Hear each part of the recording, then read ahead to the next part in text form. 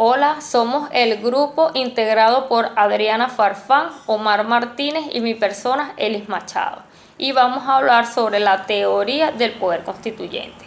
El poder constituyente es la capacidad que tiene el pueblo soberano de construir y crear el ordenamiento constitucional de su Estado.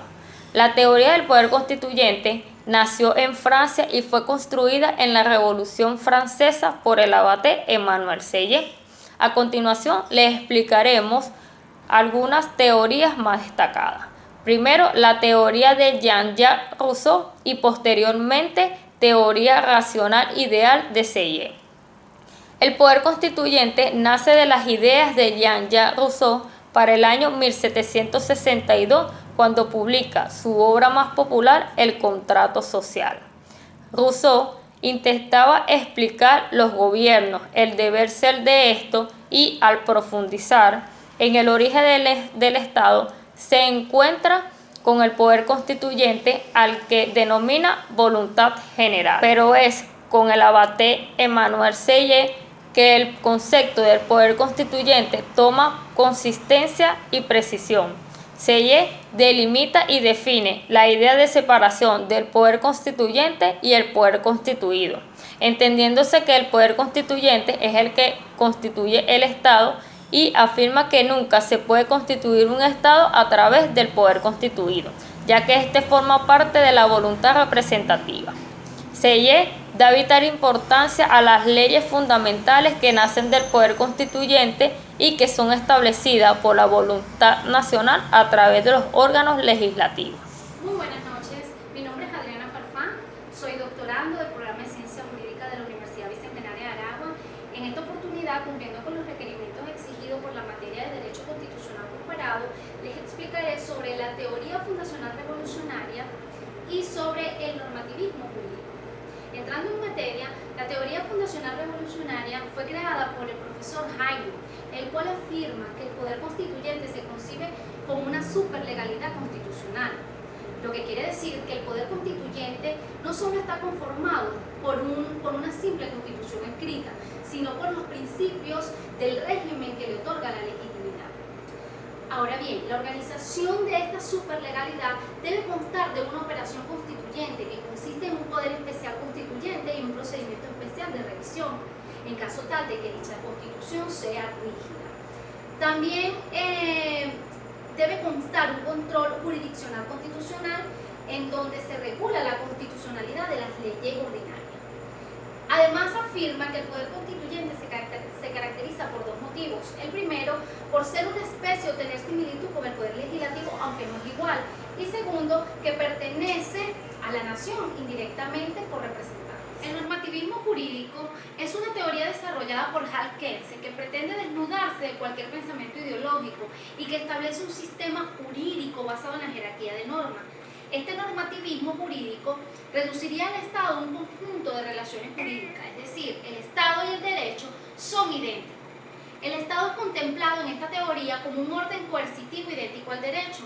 El Estado no quedaría resumido a un simple orden jurídico, es más que eso, no solo el orden de derecho legítimo y soberano. El normativismo jurídico, teoría normativa del derecho, como se le llama a partir de los trabajos de Kelsen, es el que trata el derecho única y exclusivamente desde un ángulo normativo, sin calificarlo por su justicia ni descalificarlo por su injusticia. Toma solo la norma jurídica positiva, única expresión de lo jurídico, por otra parte, a la que le conviene el nombre de derecho. El iniciador de esta teoría, es decir, los antecedentes de la misma, fueron de Carl Winding, y subsiguió su discípulo Tom, y posteriormente hasta la actualidad se mantiene la teoría de Hal Kelsen. Buenas tardes, mi nombre es Omar Martínez, doctorante en Ciencia Jurídica de la Universidad Bicentenaria de Aragua. Siguiendo con el plan de evaluación con relación a la Cátedra de Estudios Constitucionales Comparados, procedo a abordar el tema correspondiente al poder constituyente respecto a la teoría existencialista o decisionista y la teoría materialista. Con respecto a la teoría existencialista, decisionista, representada por Carl Schmitt, filósofo alemán, podemos decir que él sostiene que el poder constituyente es la facultad de una sociedad soberana para establecer su propio ordenamiento jurídico político y reformarlo total o parcialmente cuantas veces sea necesario. Es la voluntad política cuya fuerza o autoridad es capaz de adoptar la concreta decisión de conjunto sobre modo y forma de la propia existencia política, determinando así la existencia de la unidad política como un todo. Es decir, prevalece el poder político en esta teoría de Carl Schmitt, de lo que podemos extraer en consecuencia como característica que para él el poder constituyente es la voluntad política, que la Constitución se apoya en una decisión política, que el poder constituyente no desaparece inclusive, sino que sigue subsistiendo al lado y por encima de esa Constitución, a diferencia de lo que nosotros sabemos que el poder constituyente, una vez que cumple su función, que es la producción de una Constitución, desaparece. De allí su carácter extraordinario.